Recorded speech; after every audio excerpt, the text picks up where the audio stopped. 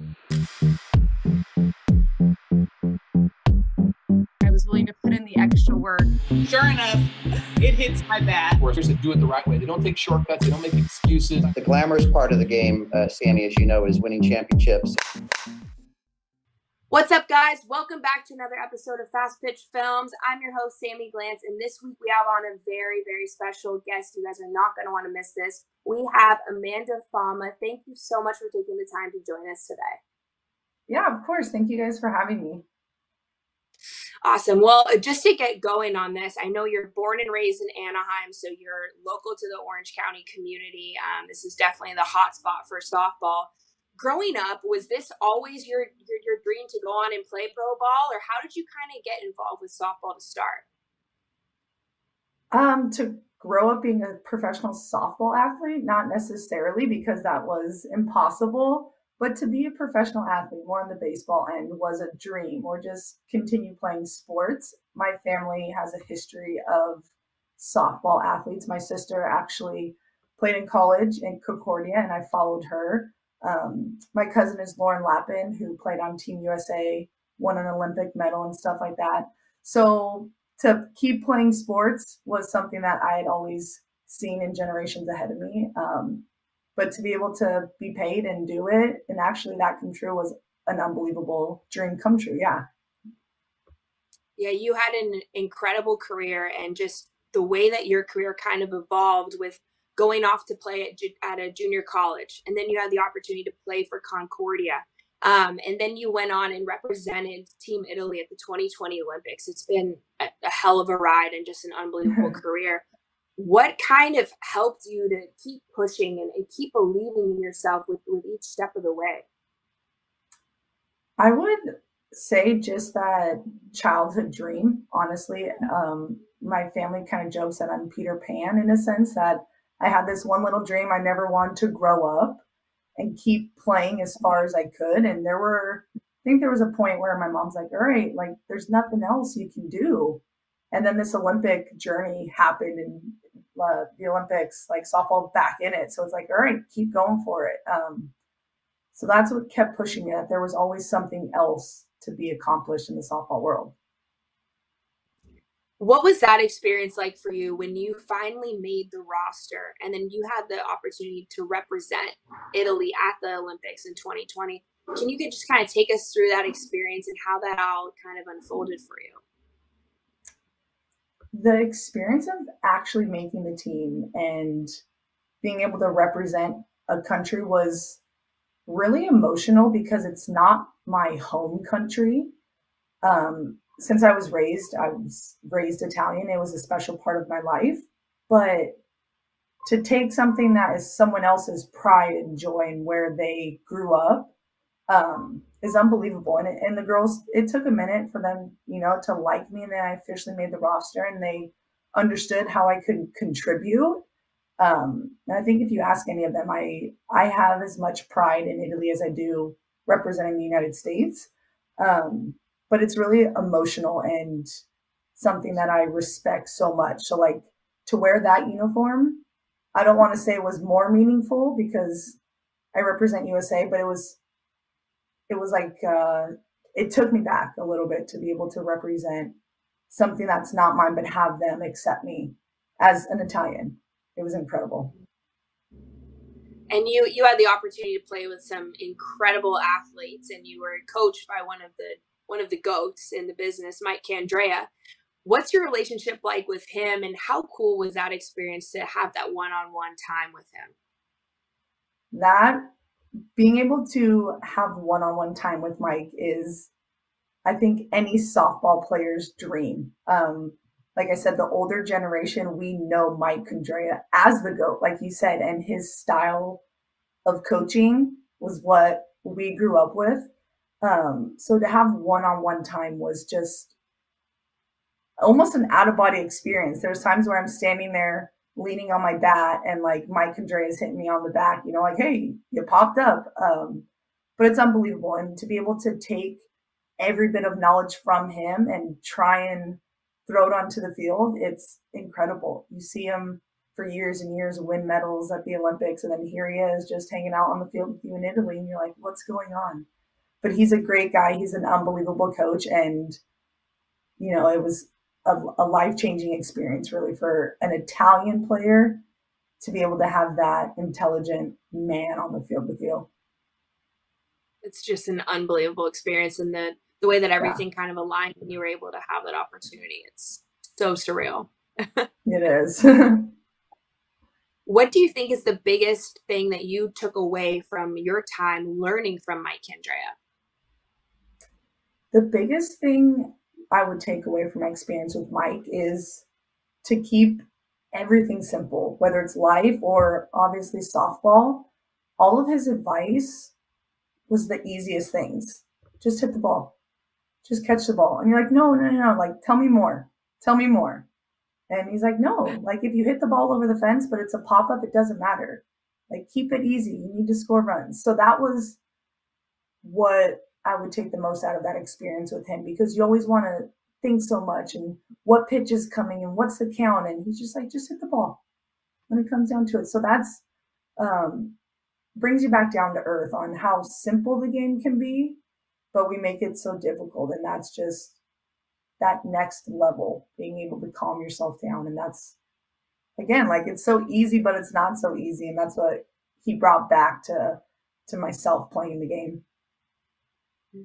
I feel like that's always how Mike's teams have looked, right? Like all the Arizona teams, they're so silky smooth and just relaxed, and they just have that ability to slow the game down. But that's definitely part of Mike's way, I feel like. Yeah, that's very true. If you think about it, they're always like calm and collected, and you're like, what the heck? But that's true.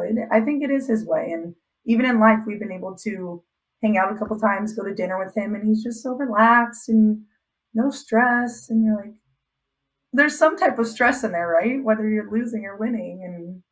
But yeah, unbelievable experience, like you said. Oh my gosh, unreal. So when you finally made the roster and you had that incredible out-of-body experience where you're like, oh my gosh, like we're really doing this, how did you start preparing? Like what was that process like of all the prep to get ready for the Olympics? The prep mentally, I don't think was ever there or ever ready. I don't think you can prepare for something like that.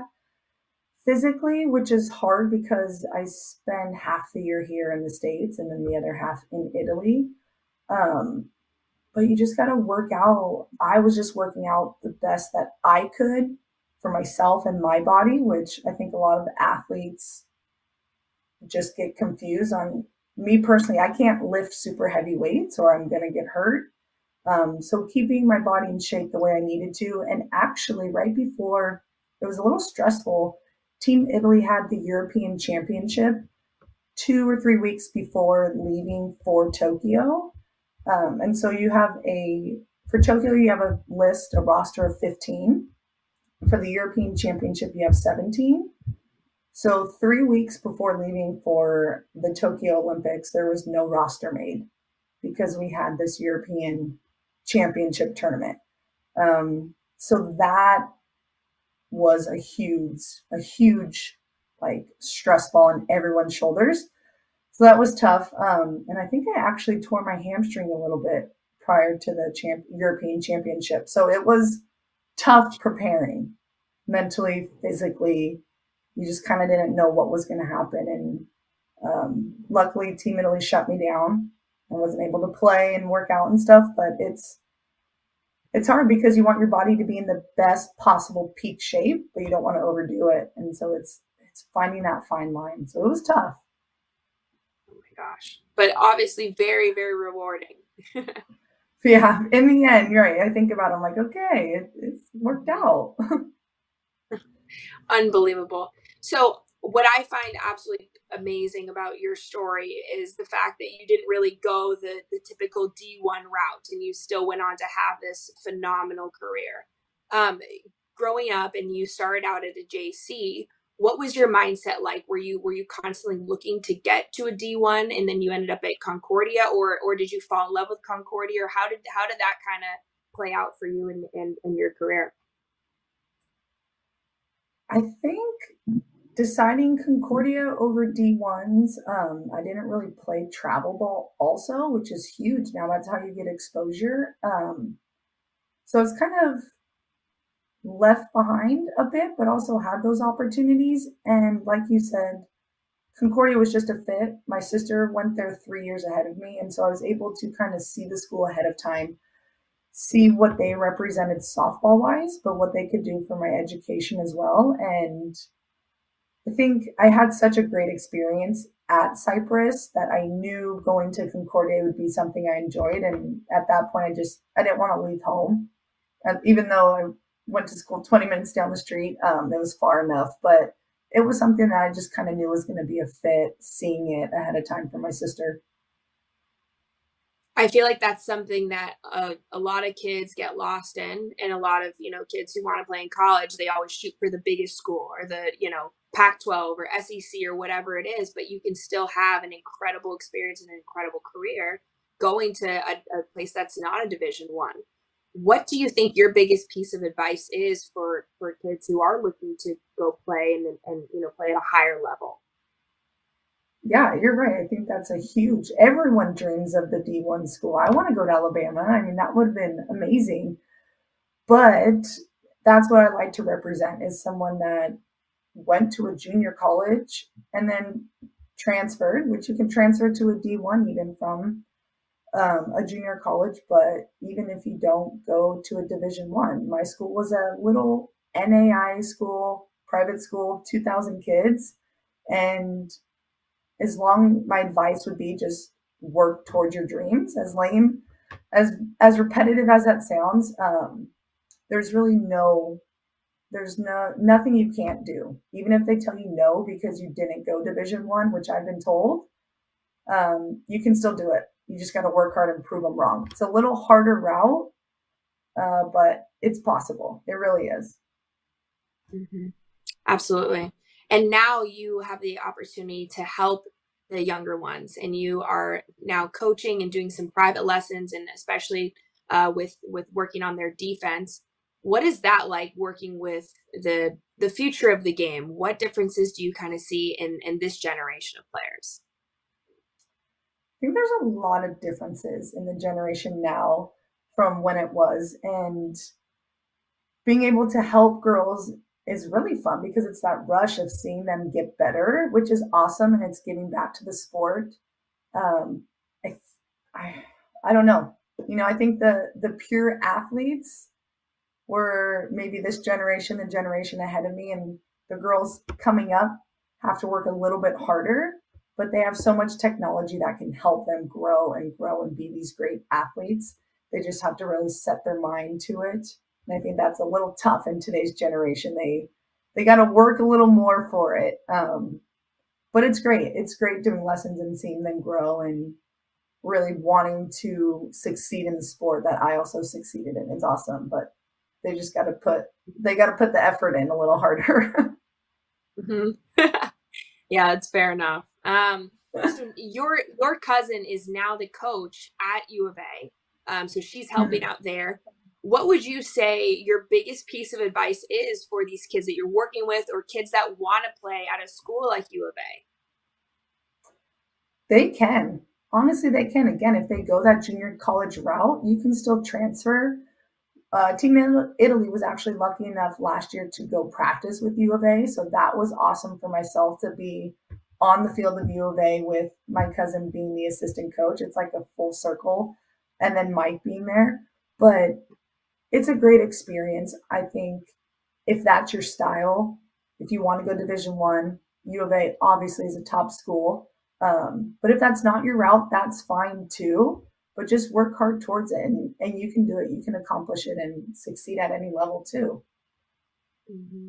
Yeah, absolutely. It's always good not to limit yourself. That's kind of what I was told, is like, keep an open mind and just kind of see what the best fit is for you. It doesn't always have to be the biggest name school, maybe that's not the best fit. But whatever kind of works. Definitely want to make sure you have a good experience. Right. And that's the thing. I know a couple girls that have gone to top D1 schools and it just doesn't fit for them. And so they transfer somewhere else. And I applaud those girls because you can go to the top school and have everything or think you have everything, but you're unhappy. So that's what I think is important too, is not, like you said, limiting yourself just to that, but what makes you happy is important too, right? Mm-hmm. Mm-hmm. Always at the end of the day, that is kind of like the biggest piece of advice is that if you know, could no longer play softball, would you still be happy where you are? And I feel like that's something that, you know, people always kind of got to keep in the back of their minds. That's a good one. You're like, huh? I forgot who to give credit to for that one, but it could have been like a Tony Rico one, but definitely sounds like something Tony would say. Yeah, probably put you in your place real quick. So growing up here in Orange County, who was your biggest mentor? I've had a few, but my cousin Lauren was a huge mentor and someone that I looked up to. And then my sister, honestly, like when I was in this point in my life where I didn't know if I wanted to continue softball, she was playing and she was enjoying it. And I saw that and saw how happy she was. And so that made me want to get back into it. And then her work ethic, she's a very successful businesswoman. And so to see that, how hard she works and something she's passionate about, I'm like, all right, totally different, but I got to step it up and I got to go work out in the garage and do stuff like that. So those two women were huge in my life. Obviously one being softball, more relatable, but also my sister as well. That's so cool. Softball just runs in your blood. Yeah, and then my parents aren't very athletic, or I guess they are. They're going to kill me if I say that. But yeah, softball somehow just keeps going through the family. That's so cool.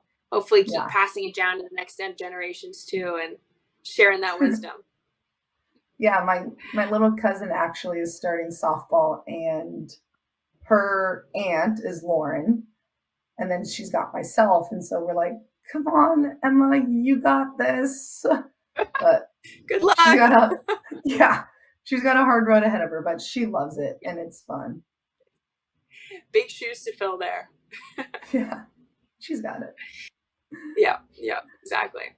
So what do you think are some of like the biggest drills or day-to-day things that you do to make sure you're staying in shape and staying at the top of your game? That's tough because, again, my workouts are a little different, but staying in shape is so important. And I think for softball, being strong in your legs, obviously, but having footwork, being able to be quick on your feet translates over to anything in softball, whether you're infield, outfield, a pitcher or catcher, or obviously base running. So quick feet, quick mechanics with your legs, I think is super important. And then being on the defensive infielder side, hand-eye coordination, which again translates over to being an outfielder or hitting and stuff like that. So that's the stuff I like to focus on as opposed to lifting heavy just because it just doesn't work for me. I know other people, it's helpful. But that's what I would say is the stuff that I focus on when working out, staying in shape. What are some drills that some kids can do to maybe improve their hand-eye coordination or maybe improve their footwork speed? Did you ever play butts up as a kid? Do you know what butts up is? I think so. It's kind of like wall ball. Okay, yes. What'd you say? Yes. I was like, walk me through that one. So it's kind of like wall ball where we would use a tennis ball or a lacrosse ball and you throw it against the wall and you catch it and throw it. As a little kid, you made it a little more edgy. And if you missed the ball, you'd have to walk up to the wall and then you get hit by everyone. That's butts up. I think today they've, made it a little more safe and you don't have the throwing the ball at each other. Anyways, we do that in lessons. And I think that helped me as a kid, like tremendously, because that's just playing catch, fielding the ball, and it helps your hand-eye coordination and easy enough to do on your own. Like I put it on the garage door, but anyways, any wall. So that's great for hand-eye coordination. For footwork and agility, just ladder drills, something like that, which you can always incorporate a fly ball or a ground ball, something like that. cone drills. There's a bunch of stuff on the internet as well. But the basic stuff like that really helps if you're consistent with it. And that's being consistent is the biggest part. But yeah, ladder drills, wall ball, very, very, very basic stuff. But like you gotta make the basics every day. So that's the easy stuff to do. That's awesome. Drills. Yeah, no, I mean, butts up is the best. I it definitely all came back to me once you started talking about getting pegged with the ball. Cause now I remember. Cause that's what my cousins used to do. I was gonna say, if you have any brothers or sisters just at a park or a field, that was the game. No, it definitely was. It definitely was. So going back to your experience at Concordia, what was that like playing in an NAIA? Was it were all the rules similar to going to somewhere like a U of A, or what was like the biggest differences that you kind of noticed? The biggest differences that I noticed between NAIA and Division One, I don't know the technical rules because I was oblivious to things back then. I just wanted to play, but just the exposure or the popularity. You know, we're playing at parks with, you got to play before the sun goes down because there's no lights. Again, like I said, my school had 2,000 people and probably half of them were athletes. So that whole college experience was different. Didn't really have locker rooms. Bleachers were just the stands, you know, metal stands. So that was a huge difference. Again, I don't really know the technical rules in that sense. But we had we had nationals and stuff like that, which is the top of the top. But yeah, I don't really know. I'm trying to think. This was a long time ago too, so you're pushing my memory back. But just the exposure and the popularity of it, you know, it's not what it was, TV exposure and stuff like that. Yeah. Yeah. And especially now, like looking at the national championship last year, we're seeing it on ESPN prime time, which is pretty surreal to see. Yeah, that's like, it's amazing. And I heard, this was a couple years ago, I heard that women's college softball was the second most watched college sport. I don't know if that's still true, but it's up there. So that's awesome to be able to compete with football and basketball. That's pretty great. Mm-hmm. Yeah, like just seeing that growth for the game and seeing now new organizations like the Alliance helping grow the game. And I think it's just been pretty phenomenal just to see the exposure now on a television standpoint, because we've seen how incredible these athletes are for years, but it's really, really cool to see the recognition that softball is now getting. It is. It's, I think, important too for, I know you talked to Jamie and everyone and how important it is that we've helped grow the sport, because it has to keep growing. And now we're finally able to see those steps happening, which is awesome. So you have Athletes Unlimited, you've got women's softball on ESPN. It's awesome. It's really, really fantastic for the sport. Mm-hmm. Oh, it's so cool. Taking you back now to reflect on your entire career, do you have any particular moments that kind of stand out to you that you could maybe say is like your favorite moment from softball? My favorite moment in softball. You didn't prep me for this one. Most recently, and I've thought about this, and this was like a really emotional moment, was the first game at the Olympics, obviously, but hearing the national anthems, because we played USA. So we heard the Italian national anthem, which I was just crying and bawling because it like happened, like this is it. And then hearing the US national anthem was like, obviously that little kid in me, you always want to hear the US national anthem. So that was a moment where I think like every emotion, every thought, every person that's helped me, Enrico, our head coach, like that all just like came down on me. And I'm like, I hope I'm not on TV, because it was like tears and like probably snot. That was, that was like a pinnacle memory. But, oh man. But, trying to think, I've had so many amazing moments that it's hard to really pick off the top of my head. No, that's definitely a tough question, but that's a surreal moment. I think that's Yeah. got to be tops. There's no way there's Yeah. anything that could beat that. Yeah, that one was pretty good. Everything else is just like more recent stuff, but that beats them all.